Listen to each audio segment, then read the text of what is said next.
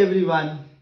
दोस्तों, क्या सक्सेसफुल हो पाना आसान है या फिर सक्सेसफुल होने के पीछे काफी मेहनत करनी पड़ती है? कोई भी इंसान आसानी से सफलता हासिल कर लेता है या फिर उस इंसान को कुछ टारगेट बनाने पड़ते हैं?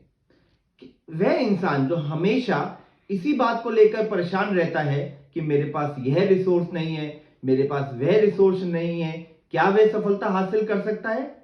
या फिर उस इंसान को सक्सेसफुल होने के लिए पॉजिटिव सोच रखना जरूरी है? कोई भी इंसान खाली बैठकर सफलता पा सकता है या फिर उसको कुछ इनिशिएटिव लेने पड़ते हैं सफल होने के लिए? Self discipline, creativity, commitment, desire to improve kind of qualities are required to become successful. दोस्तों, मेरा नाम रोहित पिलानी है और आज मैं आपको बताने जा रहा हूं the success story of Neeraj Chopra. जी हां दोस्तों, नीरज चोपड़ा जिन्होंने एक थ्रो से 87.58 मीटर्स की एट टोक्यो ओलंपिक्स 2020 से इतिहास रच दिया। जी हां दोस्तों, नीरज चोपड़ा पहले ऐसे भारतीय हैं जिन्होंने जेवलिन थ्रो में ओलंपिक्स में गोल्ड मेडल हासिल किया और आज सारा देश इस चीज का जश्न मना रहा है। और कैसे नीरज चोपड़ा सेल्स के लोग अपने आप को रिलेट कर सकते हैं। सूबेदार Neeraj Chopra, a 23-year-old soldier from Panipat, Haryana, was born on December 24th, 1997, जिन्होंने किसान परिवार में हरियाणा के एक छोटे से गांव खंदार में जन्म लिया। His father Satish Kumar is a farmer, his mother Saroj Devi is a housewife and उनकी 2 सिस्टर्स हैं। आपको यह जान के भी आश्चर्य होगा कि नीरज ने जेवलिन खेलना इसलिए शुरू किया था कि वो अपना वेट कम करना चाहते थे, क्योंकि बचपन में नीरज काफी हेल्दी थे। बट आज हम सभी उन्हें जानते हैं because he has created the history. Neeraj joined 4 Rajputana Rifles as Subedar on 15th May 2016. Army join करने के बाद उनका selection mission Olympic wings army sports institute Pune में हुआ और वहां उनकी ट्रेनिंग शुरू हुई। मिशन ओलंपिक विंग्स एक गवर्नमेंट संस्था है जो कि आर्मी के जवानों को जो स्पोर्ट्स में अच्छे होते हैं उनका सिलेक्शन करती है to give them training and to participate in various national and international competitions. Neeraj Chopra का नाम लोगों को तब पता चला जब उन्होंने अपनी परफॉर्मेंस से वर्ल्ड अंडर 20 कंपटीशन पोलैंड में प्रभावित किया, जहां उन्होंने वर्ल्ड रिकॉर्ड बनाया जेवलिन थ्रो में, जो था 86.48 मीटर्स। उसके बाद नीरज ने 2017 में एशियन चैंपियनशिप जो कि भुवनेश्वर में हुई थी उसको जीता अपनी 85.23 मीटर्स की थ्रो से। फिर उन्होंने 2018 में कॉमनवेल्थ गेम्स में गोल्ड मेडल जीता with a throw of 86.47 metres और उन्होंने अपने जीवन की बेस्ट थ्रो करते हुए 2018 में ही दोहा में जीत हासिल की और उसके बाद 88.06 मीटर्स की थ्रो करते हुए एशियन गेम्स में फिर से जीत हासिल की। नीरज चोपड़ा का main source of income is his game. इसके अलावा he also get support from Sports Authority of India to continue practice. As per different media sources, Neeraj Chopra की total wealth is around 36 crore and yearly income is around 7 crore. और अब जब gold medal जीतने के बाद Haryana government is going to give him 6 crore as a gift and a government job. दोस्तों, मेरा आप सभी से एक सवाल है कि क्या यह सिर्फ एक इत्तेफाक था या फिर इस सक्सेस के पीछे कुछ परिश्रम है? दोस्तों, इस सक्सेस के पीछे से काफी सेक्रीफाइसेस, काफी कुर्बानियां हैं जो हर व्यक्ति नहीं दे सकता। तभी तो हर इंसान नीरज चोपड़ा की तरह सफल नहीं है। But anyone can do this miracle in his life, चाहे फिर वह आप किसी भी प्रोफेशन में क्यों ना हो, लेकिन सेक्रीफाइसेस सिमिलर ही रहेंगे। जिस दिन नीरज चोपड़ा ने टोक्यो ओलंपिक्स 2020 में यह कारनामा किया था और मुझे जैसे ही पता चला I was very happy and surprised also. सबसे पहली चीज जो मेरे दिमाग में आई वह यह कि नीरज चोपड़ा जरूर एक जीनियस होगा। शायद वह एक ऐसा इंसान होगा जिसको भगवान ने कुछ अलग सा बनाया होगा। जरूर भगवान ने नीरज को कुछ एक्स्ट्रा पावर्स दी होंगी, तभी तो नीरज यह कारनामा कर पाया जो आज तक हमारे इतने बड़े आबादी वाले देश में कोई भी ना कर सका। अपने अंदर की उत्सुकता को खत्म करने के लिए मैंने काफी स्टडी करी नीरज चोपड़ा के बैकग्राउंड को समझने के लिए, और यकीन मानिएगा दोस्तों, मैंने सब कुछ वैसा ही पाया जैसे हम सभी के जीवन में होता है या फिर उससे भी कम पाया।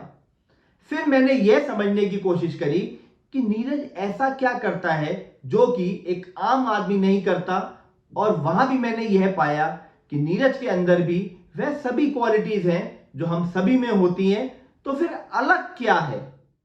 अलग था उसका पैशन। दोस्तों, initially Neeraj doesn't have any interest in javelin throw.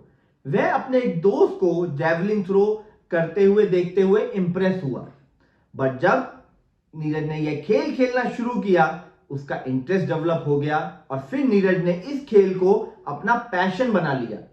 Neeraj का पैशन ही सबसे बड़ा कारण है कि वह इस खेल में इतना सक्सेसफुल हो पाया। Similarly, if salesperson also wants to become successful in sales profession, he also has to take sales profession as his passion. दोस्तों, पैशन आर्टिफिशियल नहीं है जो कि एक ट्रेनिंग या अदर चीजों से डेवलप किया जा सके। पैशन तो अंदर से पैदा होता है। सेकंड है नीरज का पॉजिटिव एटीट्यूड। क्या आप जानते हैं कि नीरज को कितनी बार असफलता का सामना करना पड़ा है? काफी बार। अगर मैं नीरज के कुछ फेलियर्स के बारे में आपको बताऊं तो world championship 2016 in London, world youth championship 2013 in Ukraine. इसके अलावा फाइनेंशियल स्टेबिलिटी हमेशा से एक चैलेंज था इस सुपरस्टार के लिए। नीरज ने अपने एक इंटरव्यू में बताया था कि 2012 में he was facing financial issues to join national camp for training and practice. इसके बावजूद नीरज ने कभी गिव अप नहीं किया। So in the sales profession, positive attitude, positive mindset is the key for success.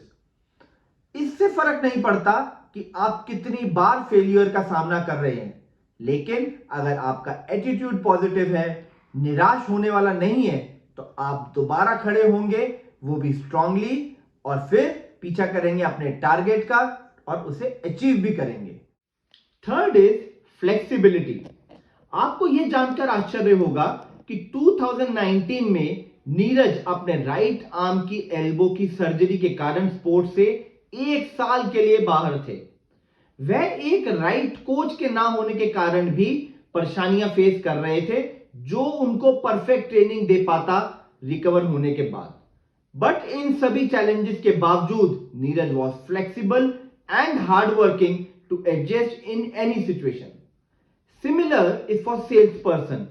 अगर एक सेल्स पर्सन को किसी एक स्ट्रैटेजी से रिजल्ट नहीं मिल पा रहे, तो सेल्स पर्सन के पास प्लान बी तैयार होना चाहिए।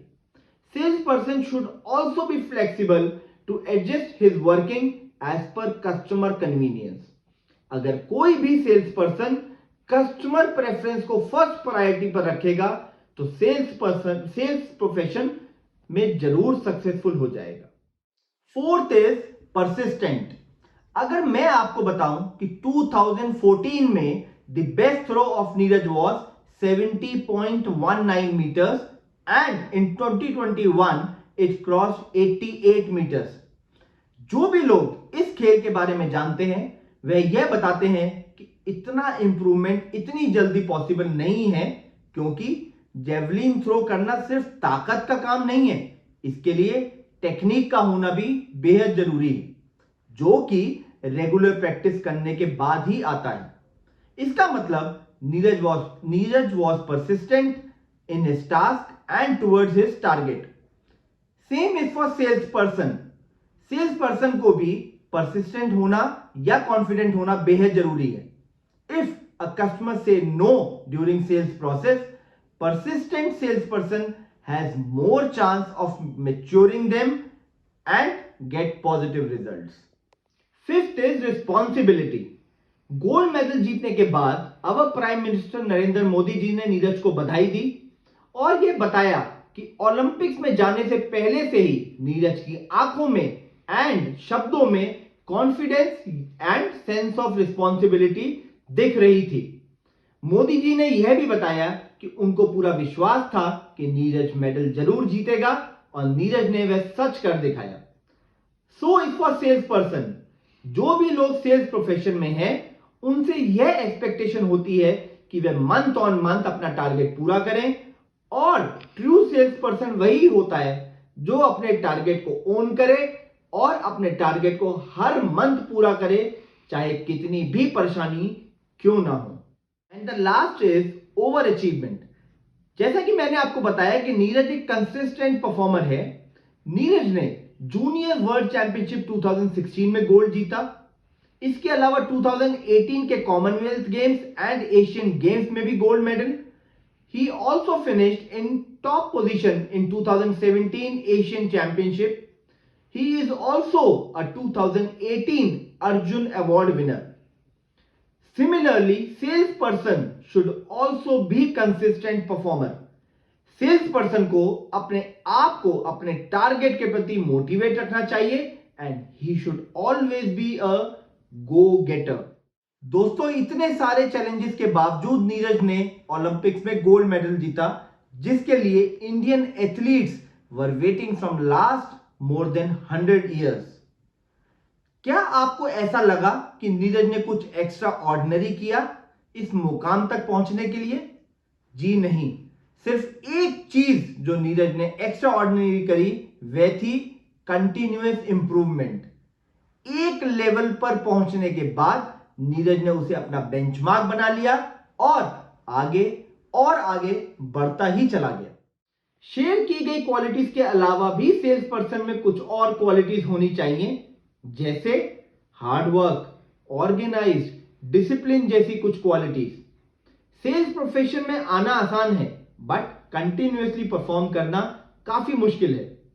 मेरा मोटिव आपको डिमोटिवेट करने का नहीं है, बट ऐसी भी स्टडी है जिसमें यह बताया गया है कि 33% सेल्स पर्सन सेल्स प्रोफेशन में फेल हो जाते हैं और फिर सेल्स प्रोफेशन क्विट कर देते हैं। तो दोस्तों, व्हाट इज द लर्निंग और take away from this video? अगर आपकी कोई भी लर्निंग है तो कमेंट बॉक्स में कमेंट करके जरूर बताइएगा। अगर कुछ लर्निंग नहीं भी है तो भी कमेंट बॉक्स में लिख दीजिएगा नो लर्निंग। यह मेरी मदद करेगा टू लर्न समथिंग मोर। मेरे हिसाब से इस वीडियो से लर्निंग यह है कि if you want to reach highness of heights in sales profession, follow the basic rules. Sales profession में सक्सेसफुल होने के लिए कुछ ग्रेट नहीं करना, सिर्फ अपनी ऑर्गेनाइजेशन के द्वारा बनाए गए सेल्स प्रोसेस को फॉलो करना है, अपने आप के साथ ट्रूथफुल रहना है, हमेशा सेल्फ मोटिवेटेड रहना है। One should have hunger of achievement, respect their customers, ready to listen, solve customer problems and available anytime as per customer convenience। दोस्तों, यह एक मिथ है कि best sales person are born sellers. This is not true. Only thing about best sales person is they have the formula which is repeatable and scalable. That's how best sales person remains the best always। दोस्तों, video को enjoy अगर आपने किया हो तो like का button press जरूर कर दीजिएगा और ये वीडियो अपने फ्रेंड्स एंड फैमिली के साथ भी शेयर जरूर कीजिएगा। मेरी अपकमिंग वीडियोस के नोटिफिकेशन के लिए मेरे चैनल को सब्सक्राइब जरूर कर लीजिए। Thank you very much. Stay safe, stay healthy.